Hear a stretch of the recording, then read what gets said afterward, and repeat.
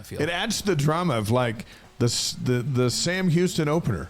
Is Aiden Robbins going to take it over right tackle and go 70 yards? And we can see his speed and power and all that. He just might. But you got to watch to find out. And that's the intrigue of these guys. Can Keaton Slovis really run this offense, stay healthy, and get the ball to the playmakers? If he does, BYU's going to score a lot of points this year and win a lot of games. And therein lies the drama of some of these grad transfers who we know were good where they were. Now they are here. Is Eddie Heckard a lockdown corner? And if so, what does that mean for the rest of the defense? Can you play a bunch of man and blitz like crazy because you got these transfer corners that are going to play great, and you have some dudes coming back too. I feel like the transfer portal. I think BYU did really well. In fact, you and I were talking earlier today when we were together for lunch about the fact that BYU, in all of the kind of rating services of how people fared in the transfer portal, has been consistently in top 20 in the country for their gains in the transfer portal versus losses. And I would agree with that. I think BYU is going to be much better than people think, because I do think guys like Keaton Slovis and Aiden Robbins and Eddie Heckard are going to have a major impact for BYU this fall. Shout out to Mike in San Antonio. I served my mission in San Antonio many moons ago. Mike is watching. The coolest thing about San Antonio, and I saw this when I landed, and it could have been a foreign country. I'd never been there before, so it was foreign to me, was on all the tall buildings. They got flags flying on the top of them. And the Texas flag is the same size, at the same height, if not higher than the United States flag. It's the only state in the country where that's allowed. Because Texas thinks they're their own country still, don't they? They do. Everything's bigger in Texas. I had my first fajita in San Antonio. So anyway, Mike, thank you for watching the Wise Guys. San Antonio, that whole Riverwalk area of San Antonio is really cool. Hey, how about this guest lineup for the rest of the month? Fesi Sataki, the receivers coach, will be here next week. We're going to break down all the guys, especially the new ones that he's brought in. Harvey Unga on June 20th. Sherry Dew, author, executive VP of Deseret Management Corporation, the CEO of Deseret Book, big-time BYU fan. She's going to be here on June 27th. We're also working on Athletic Director Tom Holmoe. This will be the show before the official BYU to the Big 12 celebration on July 1st. So we got we got who you want. And we got some fun stuff coming for you on July 1st as well. So that we'll announce later on. Let's dive into some football, shall we? Yeah. And by the way, our roll call is going to continue tonight. So if you want us to mention you and where you're watching us or listening, just let us know in the feed there in the live stream, and we'll try to get to everybody, or at least a lot of folks. So thank you. Yeah, and as we get into football, we had Jordan come in. We hadn't really gotten in. We talked about the schedule, the start to the schedule. We talked about this last week, but remember they weren't announced. That's right. And so now we know where these games are going to be, meaning what time they're going to be and what channel you can find them on. So should we go through that? Yeah, let's do it. So these are the first four that have been announced, and the Kansas game was skipped over. We're waiting on the TV details for that one. But just so we're calendaring, and we can talk about this because it's exciting now that we have a date, a time, and a station. It just makes it all the more real. Yeah, so we start with Sam Houston. That game at BYU in the opener in the Big 12 era. First game in the Big 12 era. Saturday, September 2nd. That'll be at 8:15 Mountain Time. It's going to be on Fox Sports 1. That actually surprised me. Yeah. I thought Sam Houston might be an ESPN Plus game. Right. So, no. So it's going to be on National Network, Fox Sports 1. And we'll remind you that BYU Sports Nation Game Day starts at 6 p.m. that night. We're going to have a 2-hour pregame show for every BYU game for you live on BYU TV this year. And it's going to be super cool because, we're in the Big 12 now. We've got a lot of opponents to explore. Right. A lot of folks to get to know. And we also will invite their fan bases to check it out as well. So leading up to the game, their team is in too, and they don't have a 2-hour pregame show. Right. So we have a chance to do a lot. We're going to dedicate some time and resources every week. Can you have a jet? Can we have a jet fly over for an 8:15 start?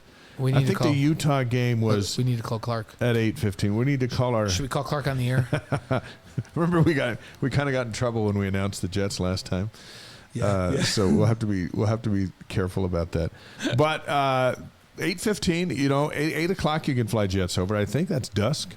But the following week, Southern Utah at BYU, that's definitely a jet Saturday if you're looking at just times. For sure. At 1 o'clock in the afternoon, that's old school. That's when you played all your games. And this one's on ESPN Plus, and BYU Game Day starting at 11 a.m. Mountain Time on BYU TV. That's Saturday, September 9th. And then we go to the game where a lot of folks think this is going to be where we find out what we really have. I think they're going to win this game. I do too. I think they're going to go on the road and win at Arkansas on Saturday, September 16th. It's at 5:30 p.m. Mountain Time. So 7:30 prime time. 7:30 prime time. This is on ESPN2. Yeah. It's really two motherships at ESPN. It's ESPN and ESPN2 where they have the big viewership. Game day will start at 3:30 Mountain Time on BYU TV. And every pundit that I've looked at them breaking down the schedule has them losing that game on the road at Arkansas. I just don't think that's going to be the case. I think they start 3-0. I think they have a great shot at doing that. You think back to last year, Arkansas put up a bazillion yards and a bunch of points. Had BYU limited the turnovers, it would have been whoever had the ball last, right? It wasn't a great defensive day for either squad. Hall with his banged-up shoulder threw for a couple of miles. Puka Nacua had a big game. But BYU went through a string of 3 turnovers. Arkansas turned into points. Right. And you lose by, I think it was 20. You lose by the 3 turnovers. You eliminate those, and now you're in a shootout. And you know what? In a shootout, you got a 50-50 shot. Yeah, in big games, you got to play clean, and you have to execute. So, hey, we've been shouting out to people. I just want to say to Web Surfer 7787, he says he's driving home and he's watching this on Twitch. How do you watch while you're driving? Let's hope you're in the passenger seat. Yeah. Spencer, by the way, from Laredo, Texas, is watching. I've had lunch in Laredo, right there on the border. Yeah. Spencer, thank you. Good to have you here. Do you think Web Server 7787 has one of those magnet things where you put it right in the middle of your steering wheel and you can watch and drive at the same time? Whatever it is, I hope it keeps him in his lane. What we're going to say is, Web Surfer, be safe out there. Be safe out there. That's great. Boy, we're all over the world tonight. It's fantastic. That's right. It's really cool. Cincinnati was also another game that was announced on television. That's going to be Friday night. That's General Conference weekend, September 29th, 8:15. Again, that's a perfect time of day. Great. Time of year. Yeah. For that time of year. And it's on the mothership, ESPN. That's right. And, of course, game day is going to start at 6 o'clock Mountain on BYU TV. That'll be a great night. And, BYU has some history with Cincinnati. And not in the Big 12 when back a couple years ago, they had a home with Cincinnati, so there's a little bit of history there. And it's 2 upstart new programs. Cincinnati's had a lot of success in recent years, been right up there in the top 10, been in the playoff, and so it's 2 teams coming into this game with a chip on their shoulder, going, who's the best addition to the Big 12? Is it Cincinnati or is it BYU? That's going to be the argument. I think Central Florida would say, wait a minute.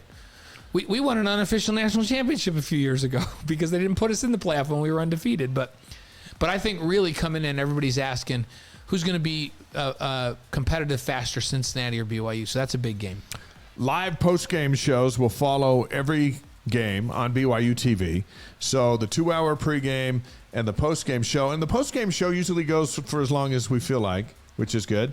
After big wins, it seems like half the team comes out and does interviews with us.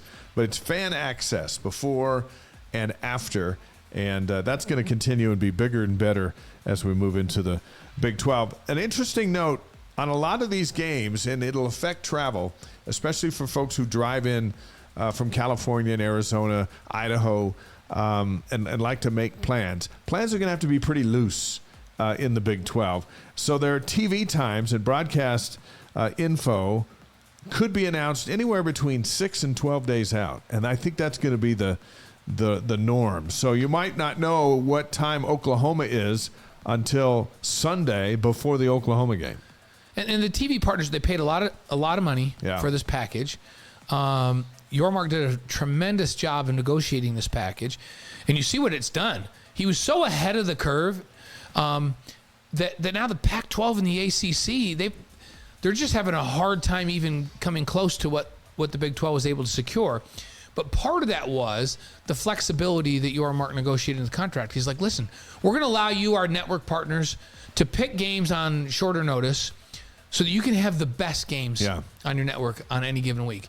What they don't want is the networks, they don't want to have TCU be a national title contender but picked in the middle of the pack in the league before the season and not have them in primetime. If TCU's on a run again and they're 10-0, they want to be able to pick them the next week and the week after because it's of national interest. And so Mark recognized that.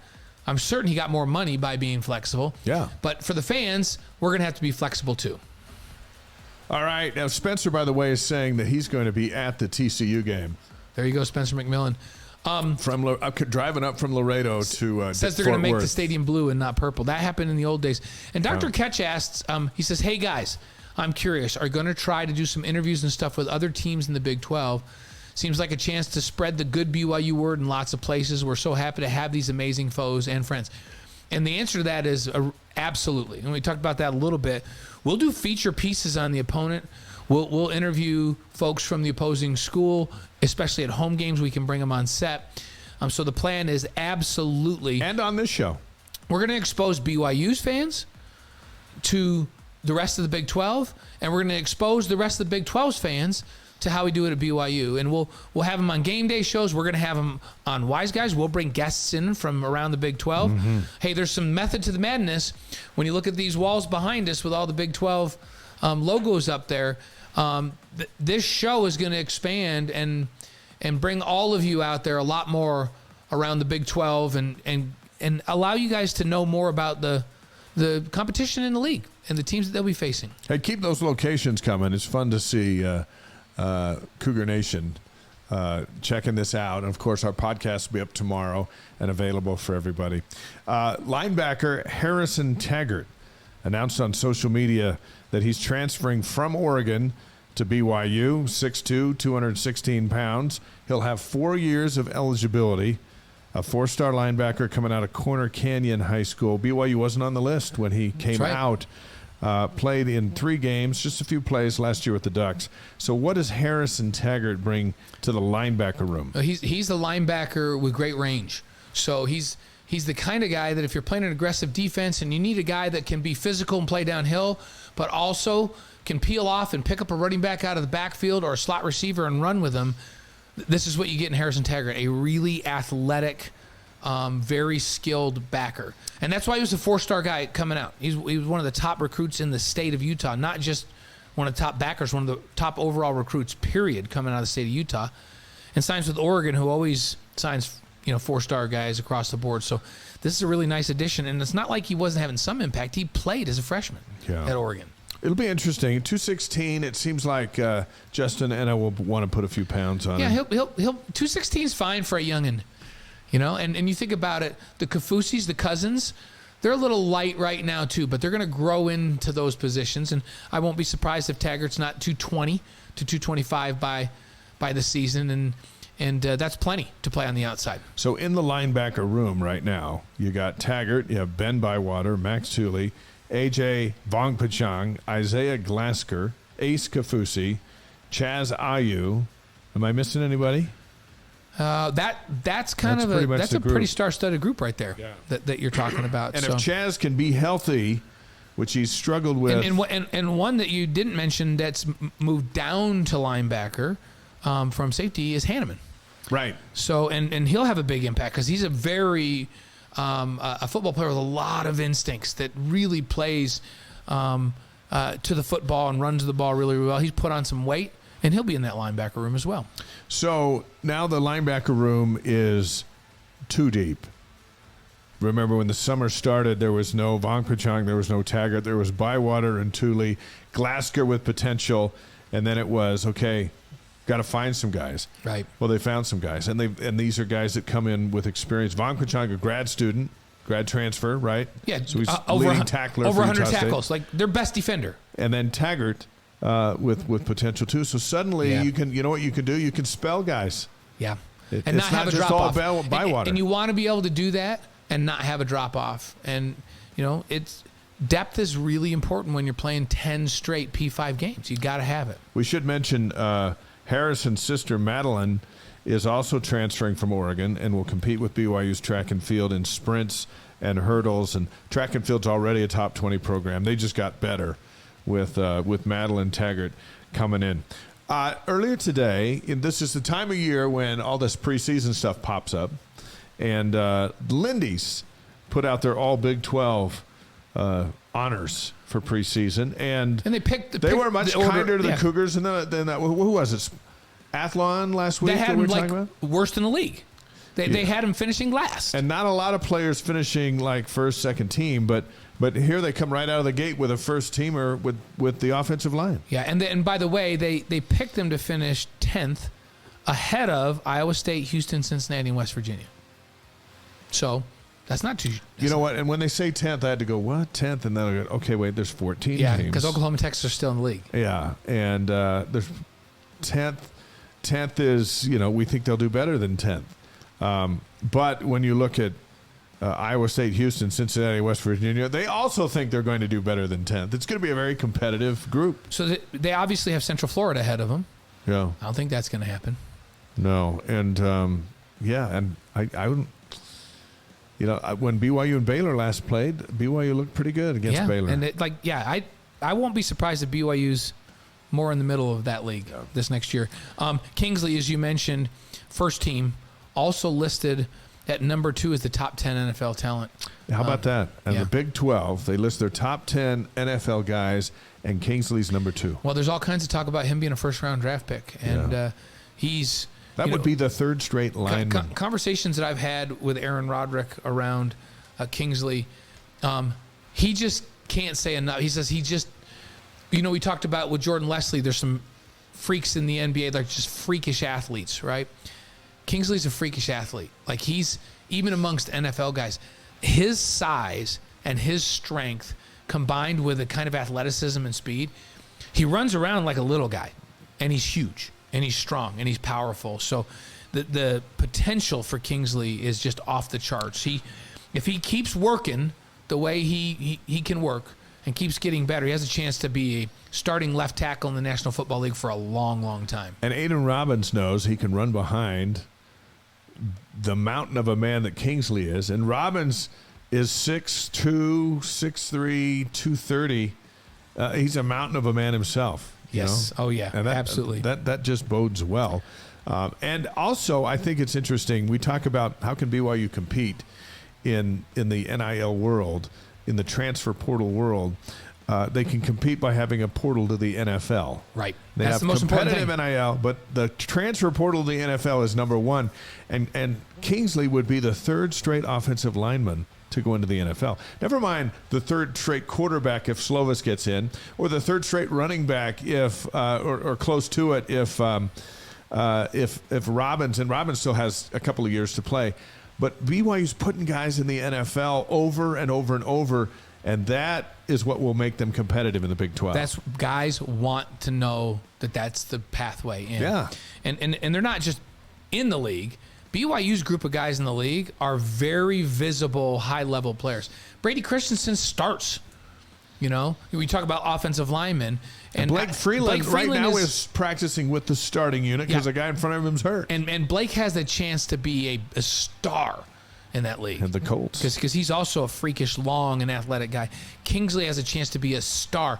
You start doing that and producing NFL talent, especially at left tackle, right? That's the highest paid position on the offensive line. We haven't had a bunch of first-round draft pick tackles since the John Tate days, right? Yeah. So it'd be pretty fun. When you have an NFL portal, you can compete. All right, on the second team, all Big 12 for Lindy's, speaking of Aiden Robbins, he's right there. So second team running back in the Big 12 is BYU's guy.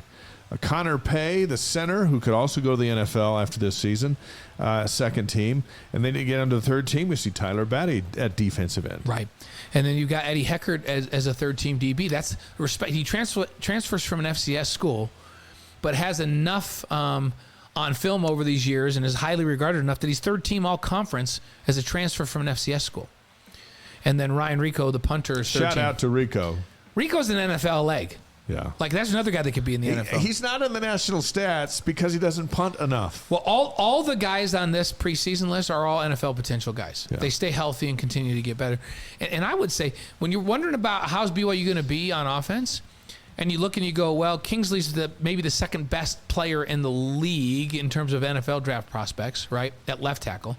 Connor Pay's an NFL guy at center. Eddie Ean is a potential NFL guy at the other tackle. Paul Miley, who transferred down from Utah, is a 3-year starter at Utah, a potential NFL guy. BYU's got a whole offensive line full of potential NFL guys. That's when they're good. That's when you can get a yard when you need a yard. When it's 3rd and 1, and you put Aiden Robbins behind that group, get a yard. You should be able to move the chains. That's what I'm saying. So BYU Sports Addict was asking about NIL deals and how BYU's doing it. Go to wiseguys.com, and look up the Mark Comer interview from the collective. Right. And watch that interview. That'll answer your question. Yeah. And we had Mark for about 40 minutes explaining how it works. And so do that, and then if you're still wondering, next week we'll answer that question. And they are selling a lot of things that we're talking about. They're also selling long-term connections and networking and helping these guys start businesses. And what they're trying to do is say, don't just go to Tennessee because they're going to pay you $200,000, which they may, even if they're going to do that. BYU may not pay you $200,000, but BYU is going to show you how to make a living for the rest of your life, and they're going to network you for the rest of your life. And that's what they're selling to these kids. They're going to give them mentoring programs and help them start businesses and do all of that. To me, you sell that to parents. And we just talked to Gennaro Guilford about that, because he weighed in on that a little bit in our interview with Gennaro last week as well. Yeah. So you could also go listen to the Gennaro interview about what angle he's taking in recruiting the parents of these kids. And he talks about that a little bit as well back on our archives. With the TV times out, the bowls were announced, the dates for the bowl games. And so here's the Big 12 bowl tie-ins. Now that we know what day they're going to be and who they're going to be against as far as conferences go. And then we're going to talk about money here in a minute. Yeah. Money rules the day if you're a golfer, and also if you're a member of a conference like the Big 12. That's right. It's not so much the Pac-12 right now, but it's the money leagues, and we'll talk about that. But let's roll down the list for Big 12 bowl games. Of course, champion goes to the New Year's Six. Right. Might go to the college football playoff, and then the runner-up could go to the New Year's Six. Right, because last year TCU was the champ, and they were in the national championship game. They were in the Final Four, and then made it into the championship game and lost because everybody loses in that game to Georgia. Yeah, they were just destroyed. Alamo Bowl is going to be against the Pac-12 on December 28th in San Antonio. And I'm disappointed to say that the Cheez-It Bowl, which was one of my favorites. I knew you would be. Well, because they let you stay at that Cheez-It room at the hotel there. Yeah. That is no longer the Cheez-It Bowl. It is now the Pop-Tarts Bowl. And see, I like the Pop-Tarts Bowl. So it's the Pop-Tarts Bowl. It's on December 28th and is against the ACC. So the ACC, who's in the ACC? Clemson, Florida North State. Carolina, Florida State. Yep. The Texas Bowl is against the Southeastern Conference. That's December 27th. Is that in the Cotton Bowl? The Texas Bowl? The Alamo Bowl is in San Antonio. Or is it Bowl? SMU's new stadium? It could be that, or it could be in Jerry Jones. It could be in Cowboy Stadium. I can't remember which stadium that is. There's a bunch of figure great that out. stadiums down in the Dallas-Fort Worth area. The Liberty Bowl against the SEC is on December 29th, and that has a bowl tie-in as well. The Guaranteed Rate is against the Big Ten. That's on December 26th. The Independence Bowl, I know people are going to be like, no, we don't want to go back to Shreveport, but the Independence Bowl is December 16th, and now that's two P5s because it's against the Pac-12 on December 16th. And then the Armed Forces and the First Responders, those are secondary bowls. Those are bowls where if the current leagues can't fill, that the Big 12 has an option to send a team there. Armed Forces Bowl, December 23rd. First Responder is December 26th. The bowls BYU wants to be in, one, they want to just be bowl eligible. We've already established that. That's the goal going into this first year. But if you can get up to the Liberty, Texas, Pop-Tarts, not only are you playing a really good opponent, you're getting some serious money. Yeah, and it's all P5 versus P5. It's Big 12 versus the Pac-12, the Big 10, the SEC, the ACC. So that's kind of fun stuff. And by the way, Spencer McMillan says Pop-Tarts are greater than Cheez-Its. You know what? I think he's probably right. I don't like the Cheez-It. I don't know about that. I'm not quite sure. And your fingers are all orange. You might as well be eating Cheetos. Yeah, that goes right, like the argument not an argument, but discussion last week, Ginger or Marianne, and now we're like Pop-Tarts or Cheez-Its. All the classic arguments are coming up on this show. Hey, Commissioner Brett Yormark with the Big 12 announced that the league's going to distribute a record $440 million to its membership. That's about $44 million per school. How much does BYU get of that? Nothing. That's not we're not in there yet. Yeah, not yet. BYU's going to get, over the next 2 years, in each of the next 2 years, close to $20 million in each of them. And then they get a full share once the new media deal kicks in the fall of 2025. And when that kicks in, the Big 12 believes that number is going to approach about $50 million annually for the members of the league. $50 million. When you're operating on a budget of, say, $12 million maybe from ESPN, you're going to go from 12 to 50 right annually. That's more money than they talked about previously, and it makes you wonder over there at the Pac-12 when they're trying to just get a TV deal together. It's going to be nowhere near $50 million. Yeah, and interestingly, at the Big 12 meetings on Friday, Yormark announced that, hey, the conference does have an expansion plan. So to quote him, he said, "We have an appetite to be a national conference," meaning, hey, we want to go to the West Coast. We'll go back to the East Coast. This can be a national conference. And, there's been all these rumors about UConn possibly coming into the league. There's been Arizona and Colorado talk a lot this week. There's been San Diego State talk. There's even been some Gonzaga basketball-only talk. Yeah. And he didn't deny any of that. No, and Brett McMurphy reported today that UConn has the approval of the Big 12 basketball coaches, which would include Mark Pope, if he's talked to all of them, that the basketball coaches have said, yeah, we do want UConn. And UConn would come in as a full, they have a football team. It's not very good, but they have a football team. So they'd come in with all sports. They're in so much debt right now in their own world. This would obviously be like, oh, please, this would be awesome for us. But they got an exit fee they'd have to pay to get out of the Big East. So they got some hurdles. But the report late today was McMurphy saying, hey, the Big 12 coaches say, yeah, bring UConn in. Yeah, well, elite basketball program, right? Yeah. One of the top 3 in the country. So something's going to shake down. I still think Colorado's going to be in the Big 12. Yep. And I think Arizona's going to join them. And I do not think Utah is going to get to the Big 12. Do you think San Diego State's going to be in the Big 12? I have a feeling that probably when it all shakes out, if they go to 4, I think San Diego State will be one of them. Now everyone's going, no, we've only heard them going to the Pac-12. No, but you and I have heard them going to the Big 12. Right. And I love San Diego State because I think they've been a good partner in leagues in the past and even through independence for BYU. And they've been a willing team to schedule them. They've got a solid football program. They've been in the top 20 multiple times over the last 4 or 5 years, and their basketball program is a top 10 program. And we have a relationship with them. Their fans pop off from time to time, but that's what rivals do. That's right. We have a relationship with San Diego State that is healthy and fun, and they're good. Yeah, they're not great in football, but you know what? Backside of the Big 12, they fit right in. Yeah.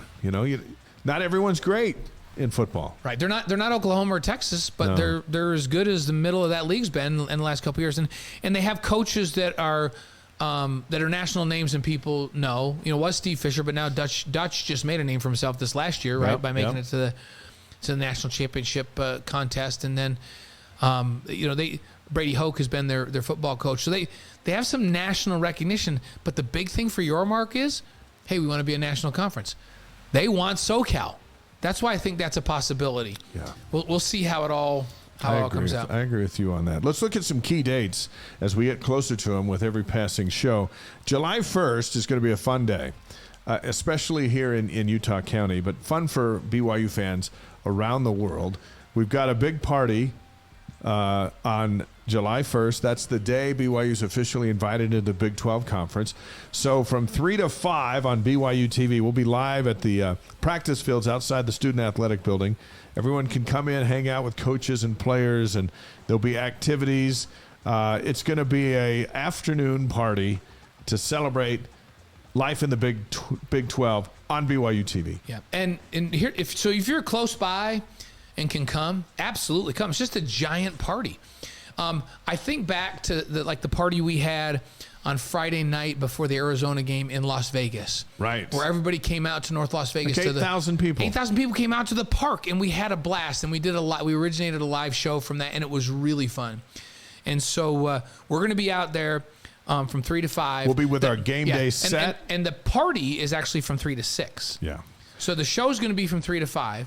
And then, so come be part of the show. Hang out with everybody for the Big 12 party, and then we can hang out with you for that last hour. But you got to go. Right, because then you can meander over to the stadium for Stadium of Fire, which has nothing to do with BYU being invited into the Big 12, but it just feels right that it's on the same day. I'll stay and hang out with you from 5 to 6, and so will Nixon and Brian Logan and Jeremy Spence. The whole gang will stay and hang out with you, but Dave can't. I'll be over there getting ready. He's got to go MC the Stadium of Fire, and then we'll all walk over and watch Dave and Journey in the Stadium of Fire. It's going to be one of the greatest days. Stadium of Fire is super 8, hot. Right? 8 o'clock? Yeah. So there's time for everybody to kind of get in and out. But what a fun show. We'll roll it open. We'll all be there on our game day set, which you see in front of the stadium. That's going to be over on the practice fields. And so there'll be Brian Logan, who will be here next week with us, David Nixon, Blaine, and we'll have Jerem and Spencer out doing interviews. And it's just going to be fun. It's going to be a celebration of life, a celebration of BYU in the Big 12. That's coming up July 1st. We'll keep you. We'll get you more details as we get closer. Yep. Hey, and July 12th through 13th is Big 12 Media Days down in Arlington, Texas. So you'll be able to, multiple media outlets will be down there. You'll be able to kind of tune in, and you'll see things on the news, local news and national news. Won't it be interesting to see where the coaches vote BYU in the poll? Yeah, and I know I'm not going down to that one, but you're going to be down there doing a bunch of interviews. So you'll be part of that. And then we get to find out what everyone thinks about BYU coming in. Yeah. What do you think they're going to be ranked by the coaches poll? You think around 9th, 10th? 9th or 10th? Yeah. Yeah. I think you're right. So.